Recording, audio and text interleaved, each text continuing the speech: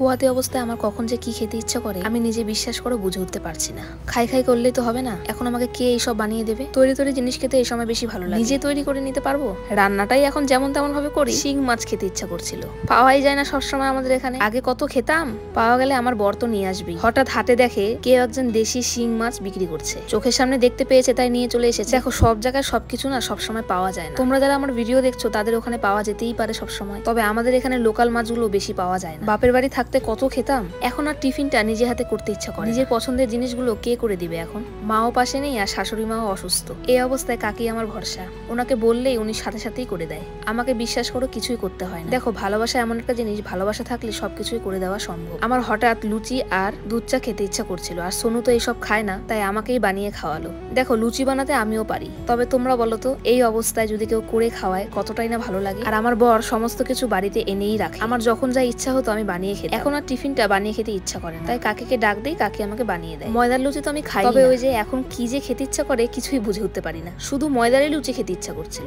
আমি সেই প্রথম মাস থেকে বাইরের খাবারটাকে একদমই এড়িয়ে চলি, যতটা সম্ভব হয়েছে বাড়িতেই বানিয়ে খেয়েছি। তবে প্রেগনেন্ট হওয়ার আগে কিন্তু সোনু আমাকে এটা ওটা বাইরের থেকে এনে খাওয়াতো। ও পেটে আসার পর বাইরের জিনিস আর বেশি খাওয়া হয় না। আর আমার বর আগাগোড়াই বাড়িতে তৈরি জিনিসগুলো খুব ভালো খায়। চাউমিন মোমো সব বাড়িতে বানিয়ে দাও ওকে, খুব ভালোভাবেই খেয়ে নেবে। তবে কেন জানি না লুচিও খেতে ভালোই বাসে না। ও বলেছে ছোটবেলায় বলে 10টা লুচি একসাথেই খেয়ে নিত। এখন গ্যাসের সমস্যা থাকার জন্য আমার বর এইসব খায় না। আমার আবার গ্যাস গুস নেই, আমার তো সেই লাগে খেতে।